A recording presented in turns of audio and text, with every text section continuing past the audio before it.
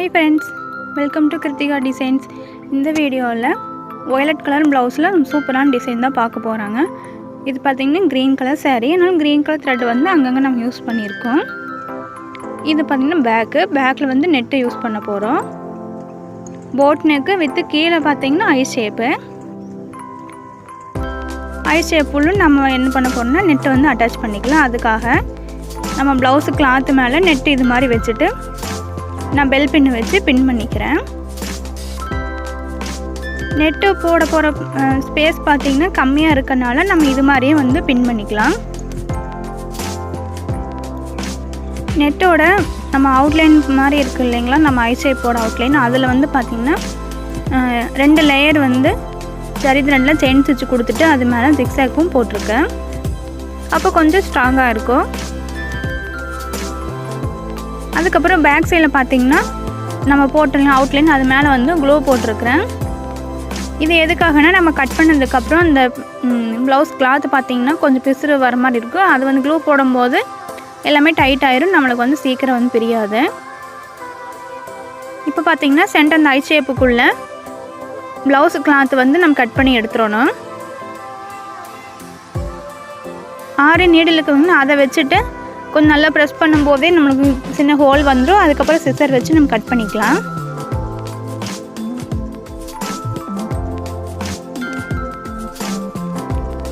இது கட் பண்ணும்போது மட்டும் பார்த்திங்கன்னா ரொம்ப பொறுமையாக பார்த்து கட் பண்ணணும். ஏன்னா கீழே இருக்க நெட் கிளாத்தும் சேர்த்து நம்ம கட் பண்ணிடக்கூடாது.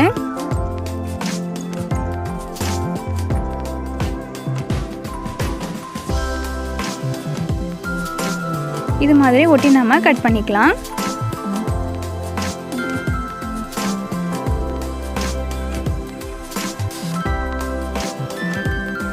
அவ்வளோதான், ஃபுல்லும் நம்ம கட் பண்ணி எடுத்துட்டோம். இதுக்கப்புறம் பார்த்திங்கன்னா அந்த ஐ ஷேப்புக்குள்ளே இன்னொரு சின்னதாக ஒரு ஐ ஷேப் போட்டு அதுலேயும் ஒரு சின்னதாக டிசைன் பண்ண போகிறோம். அதுக்காக அதோட அவுட்லைன் நான் போட்டுக்கிறேன். இப்போது ஸ்கின் பார்த்திங்கன்னா நமக்கு இந்த அளவு வந்து நம்ம விசிபிள் ஆகும். நம்ம இன்னும் கொஞ்சம் டார்க்காக ஒயிட் வேணும்னா நெட் கிளாத்தை வந்து நீங்கள் சிங்கிள் லேயருக்கு பதிலாக 2 லேயர் 3 லேயர் கூட நம்ம நெட் கிளாத் வந்து போட்டுக்கலாம். அது ஒன்றும் பிரச்சனை இல்லை. இதுக்கப்புறம் பார்த்திங்கன்னா நெக் லைனில் போட் நெக்கும் சென்டர் இருக்கிற அந்த ஐ ஷேப்புக்கும் இது மாதிரி கட் பீடு வச்சு நான் ஜிக்ஸாக்க கொடுத்துருக்கேன். அதுக்கப்புறம் இந்த பெரிய ஐ ஷேப் இருக்குதுங்க, அதோட அவுட்லைனை பார்த்திங்கன்னா இது மாதிரி இந்த இன்டூ மார்க் போட்டு அதில் வந்து சின்னதாக டிசைன் பண்ண போகிறோம். அந்த இன்டூ மார்க்லேயே பார்த்திங்கன்னா 1ல் வந்து சென்டரில் கிளிப் ஸ்டோனு 4 பக்கம் சுகர் பீடோடு வச்சுருக்கேன். ஒரு ரவுண்ட் பீடு வச்சுட்டு நீங்கள் சுகர் பீடு வந்து நீங்கள் கவுண்ட் பண்ணிக்கோங்க. 2 இல்லைன்னா 3 சுகர் பீடு வச்சுட்டு எல்லா பக்கமே ஈக்குவலாக வர மாதிரி பார்த்துக்கோங்க. ஒரு இன்டூ மார்க்கில் இது, இன்னொரு இன்டூ மார்க்கில் பார்த்தீங்கன்னா 6 சைடில் இது மாதிரி நம்ம ரவுண்ட் பீடு சுகர் பீடும் போட்டிருக்கோம். இதுக்கப்புறம் 2 இன்டூ மார்க் சென்டரில் பார்த்தீங்கன்னா நம்ம வந்து லேசி டேசி மாதிரி ஜர்தோசி வச்சு கொடுக்க போகிறோம்.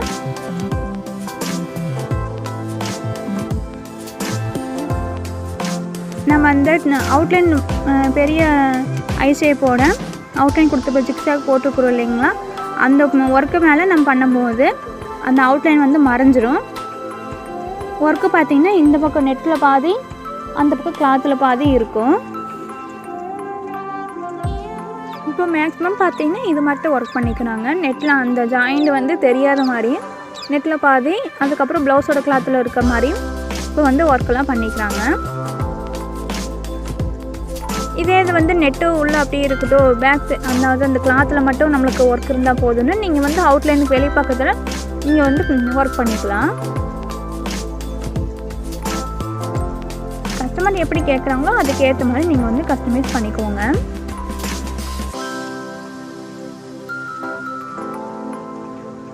அவ்வளோதான், இப்போ நான் ஃபுல்லும் வந்து ஃபஸ்ட்டு ட்ரா பண்ணிக்கிட்டோம். இதுக்கு பார்த்திங்கன்னா ட்ரேசிங் அவ்வளோக்கா வேண்டியதில்லை. நம்ம இந்த இன்டூ மார்க்கு ஒரு 2 இன்டூ மார்க் மட்டும் போட்டுட்டு அதோட சைஸ் என்ன வருதுன்னு பார்த்துட்டு அதுக்கேற்ற மாதிரி மட்டும் நம்ம வந்து ஈஸியாக மார்க் பண்ணிக்கலாம்.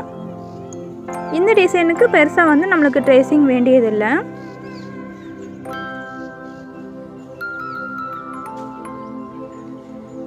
இந்த ரவுண்ட் பீடு சுகர் பீடு வைக்கிறது பார்த்திங்கன்னா நம்ம நிறைய மெத்தட் நம்ம பார்த்துட்டோம்.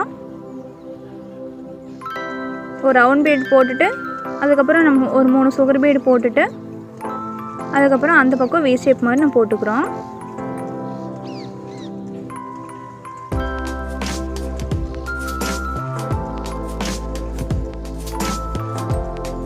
சுகர் பீடு மட்டும் நீங்கள் நீடில் வந்து லோட் பண்ணிட்டு அதுக்கப்புறம் ரவுண்ட் பீடு வந்து இப்படி நீங்கள் தனியாக வச்சுட்டு நீங்கள் எடுத்துக்கலாம். நீங்கள் தனியாக ரவுண்ட் பீடு தனியாக சுகர் பீடு தனியாக லோட் பண்ணிவிட்டு நீங்கள் வந்து பண்ணுறது கொஞ்சம் கஷ்டமாக இருக்கும். அதனால் நீங்கள் ரவுண்ட் பீடு வந்து இப்போ தனியாக கொட்டி வச்சுக்கோங்க. சுகர் பீடு மட்டும் கூட நீடில் லோட் பண்ணிக்கோங்க. 2-3 நீடலுக்கு மேலே நீங்கள் வந்து லோட் பண்ணி வச்சுட்டிங்கன்னா உங்களுக்கு போடுற கொஞ்சம் ஈஸியாக இருக்கிற மாதிரி இருக்கும். இல்லைன்னா சும்மா பீட்ஸ் எடுத்துகிட்டே இருக்கிற மாதிரி ஆயிரும். ஸோ வி ஷேப் போட்டுட்டு சென்டர்லேயும் போட்டிருக்கோம். அடுத்த இன்டூக்கு பார்த்தீங்கன்னா சென்டரில் வேண்டியதில்லை.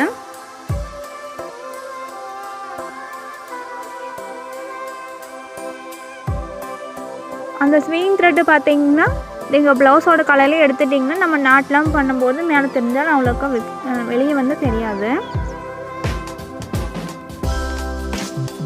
இந்த இன்டோக்கு பார்த்தீங்கன்னா சென்டரில் நம்ம ரவுண்ட் பீடு தான் கொடுத்துருக்கோம். அடுத்த இன்டோவில் பார்த்தீங்கன்னா நம்ம வந்து சென்டரில் கிளிப் ஸ்டோன் வந்து கொடுத்துருக்கோம். இதே மாதிரி நீங்கள் ஃபுல்லும் கம்ப்ளீட் பண்ணிக்கோங்க. இது ரொம்பவே ஈஸியான டிசைன் தான். ஆனால் கொஞ்சம் ஆல்ட்ரு பண்ணும்போது அந்த டிசைன் வந்து நம்மளுக்கு கிராண்டாக இருக்கிற மாதிரி இருக்கும். அதனால் இப்போ இந்த அவுட்லைன் ஃபுல்லும் நம்ம வீட்டில் கொடுத்தாச்சு. இதுக்கப்புறம் அந்த கிளிப் ஸ்டோன் இருந்தது பார்த்தீங்களா, அந்த இடத்துல மட்டும் 4 பக்கமும் நம்ம ஜர்தோசியை இப்படி வெளியே எடுத்து உள்ளே இன்சர்ட் பண்ணி போகிறோம். அது வந்து இப்போ ஸ்டாண்டர்ட் ஸ்டிச் மாதிரி மேலே தூக்குன மாதிரி நிற்கும்.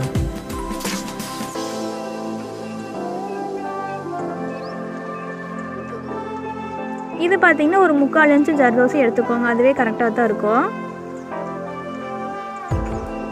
இப்போ எப்போவுமே நான் சொன்ன மாதிரி ஃபஸ்ட்டு 6 நீடில் இருக்கிற ஒர்க் எல்லாமே முடிச்சாச்சு. அதுக்கப்புறம் இப்போ நார்மல் நீடில் வச்சு நம்ம ஜர்தோசி வந்து போட்டுக்கிறோம். அதுக்கப்புறம் நம்ம த்ரெட் ஒர்க் போய்க்கலாம். இப்படி பண்ணும்போது உங்களுக்கு ஒர்க்கு கொஞ்சம் ஈஸியாக இருக்கிற மாதிரி இருக்கும். இல்லைன்னா ஒவ்வொன்றுக்கும் தனித்தனியாக ஒர்க் பண்ணுற மாதிரி ஆயிரும். இப்போ அந்த கிளிப் ஸ்டோனுக்கு 4 பக்கமும் ஜர்தோசி போட்டதுக்கப்புறம் நம்ம அதுக்கப்புறம் சேரீ கலரில் சில்க் த்ரெட் எடுத்துகிட்டு 5 ஸ்டாண்ட்ஸாக எடுத்துக்கோங்க. 5 எடுக்கும்போது 10 த்ரெட் ஆகும்.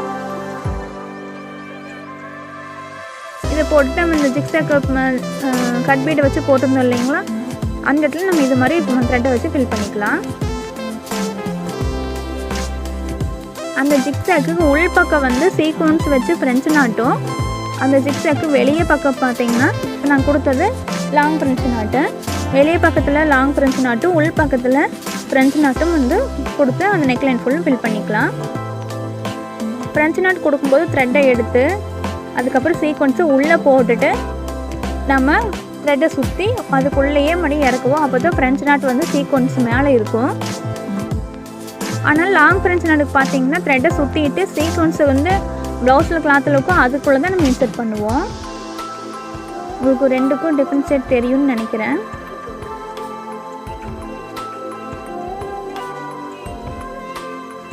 பாருங்கள், லாங் ஃப்ரெஞ்சு நாட்டுக்கு த்ரெட்டை எடுத்துகிட்டு த்ரெட்டை சுற்றி அதுக்கப்புறம் சீக்வன்ஸில் அப்படியே டேரெக்டாக வச்சு நம்ம இறக்கலாம்.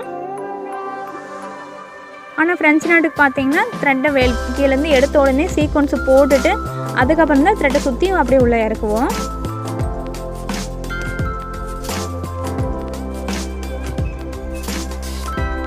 இப்போ மேலே நெக்லைன் கொடுத்த மாதிரியே உள் பக்கத்தில் நம்ம வந்து ஃபில் பண்ணிக்கலாம். இப்போ நம்ம வந்து அந்த ஜர்தோசியை வந்து நிப்பாட்டின மாதிரி வச்சுருந்தோம் இல்லைங்களா, அதுலேயே வந்து நம்ம லாங் ஃப்ரெஞ்ச் நாட் வந்து கொடுத்து கம்ப்ளீட் பண்ணிக்கலாம்.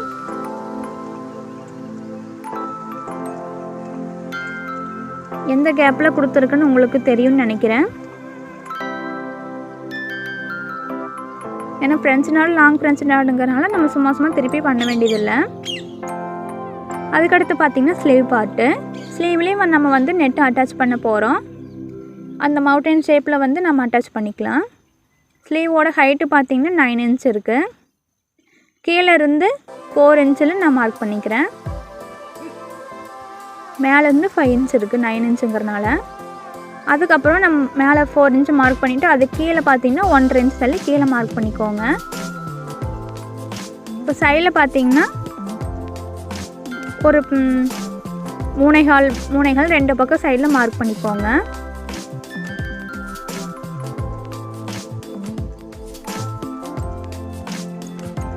அதுக்கப்புறம் இந்த கீழே இருக்க பார்த்தீங்கன்னா அதிலிருந்து ஒரு 1.25 அது மாதிரி மார்க் பண்ணிக்கோங்க. இந்த லென்த்து நான் ஏன் வைக்கிறேன் அப்படின்னா, எனக்கு அந்த அளவுக்கு ஹைட்டில் வந்து நம்மளுக்கு அந்த ட்ரையாங்கிள் ஷேப் வந்து நம்மளுக்கு வேணும். அப்போ தான் வந்து நம்ம போகிற டிசைன் வந்து கரெக்டாக கனெக்ட் ஆகும். அதனால் அப்படி நாங்கள் போட்டிருக்கோம். இந்த ஹைட் நான் வச்சுருக்கேன். உங்களுக்கு இன்னும் கொஞ்சம் ட்ரையாங்கிள் வந்து குட்டியாக வேணும், நிறைய ட்ரையாங்கிள் வேணும், நீங்கள் வந்து உங்கள் ஹைட்டு வேணும் அட்ஜஸ்ட் பண்ணிக்கலாம்.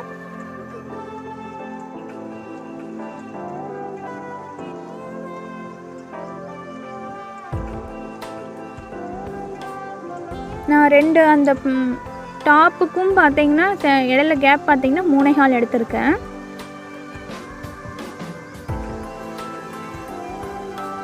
கீழே இருக்கிற டாப்புக்கும் மேலே இருக்க டாப் பார்த்தீங்கன்னா அதோட ஹைட்டு பார்த்தீங்கன்னா 1.5 இன்ச் எடுத்திருக்கேன். உங்களுக்கு வேணும்னா நீங்கள் இதே எடுத்துக்கலாம், இல்லைன்னா அட்ஜஸ்ட் வேணாலும் பண்ணிக்கலாம், ஒன்றும் பிரச்சனை இல்லை.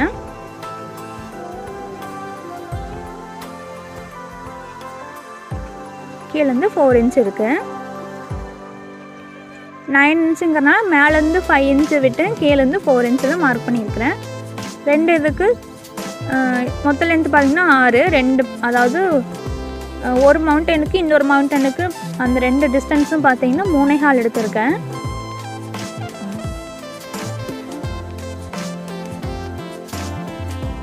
இன்னும் கொஞ்சம் உடம்பாகங்களுக்கு வந்து இன்னொரு மவுண்டன் சேர்ந்து கூட வரலாம். இப்போ இதில் வந்து நெட்டை அட்டாச் பண்ண போகிறோம்.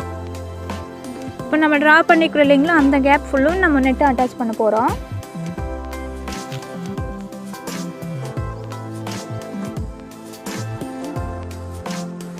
இப்போ நம்ம எந்த இடத்துல நெட்டை அட்டாச் பண்ண போகிறோமோ அதை சுற்றி நம்ம எப்போ போல் பெல் பின் வந்து பின் பண்ணிக்கிறேன். நான் எப்போவுமே ஸ்லீவில் சைடில் பார்த்தீங்கன்னா 4 இன்ச்சு வந்து கேப் விட்டுருவேன். ஏன்னா ஃப்யூச்சரில் வந்து அவங்க சைடு பிடிக்கணுன்னா அப்புறம் பிடிக்க முடியாமல் போயிடும் இல்லைங்களா, அதனால் வந்து கீழே ஹேங்கிங்ஸ் வச்சு நம்ம நெக் பார்டர் வந்து கீழே ஸ்லீவ் பார்டராக போட்டுட்டு நம்ம நெக் அந்த ஐ ஷேப் டிசைன் போட்டோம் இல்லைங்களா, அதை வந்து இது மாதிரி ட்ரையாங்கிள் மேலே போட்டிருக்கேன். ட்ரையாங்கிள் பார்த்தீங்கன்னா எட்ஜு வந்து கரெக்டாக வந்து கனெக்ட் ஆகும். அதுக்கேற்ற மாதிரி தான் நான் மவுண்டன் வந்து கால்குலேட் பண்ணி நான் ட்ரா பண்ணேன். இது பார்த்திங்கன்னா ஃப்ரண்ட் நெக்கு. பேக் நெக்கில் நம்ம போட் நெக்கில் டிசைன் போட்டோம் இல்லைங்களா, அதை தான் நம்ம ஃப்ரண்ட் நெக்குக்கும் நம்ம கண்டினியூ பண்ணணும். ஸ்லீவ்லேயும் பேக் நெக்லேயும் நல்லா ஹைலைட்டாக பண்ணிவிட்டு ஃப்ரண்ட் நெக்கில் வந்து நம்ம லைட்டாக டிசைன் பண்ணியிருக்கோம். இந்த டிசைன் வந்து உங்களுக்கு ரொம்பவே பிடிச்சிருக்குன்னு நான் நினைக்கிறேன். மறக்காமல் இந்த டிசைன் வேணும் நீங்கள் வந்து ட்ரை பண்ணி பாருங்கள். ரொம்பவே ஈஸியாக தான் நான் எப்படி போடணும்னு உங்களுக்கு சொல்லியிருக்கேன். உங்களுக்கு ஆரி ஆன்லைன் கிளாஸ் டீட்டெயில்ஸ் வேணும்னா கிருத்திகா ஆரி ஒர்க் டிசைன் இன்ஸ்டா பேஜில் டிஎம் பண்ணுங்கள்.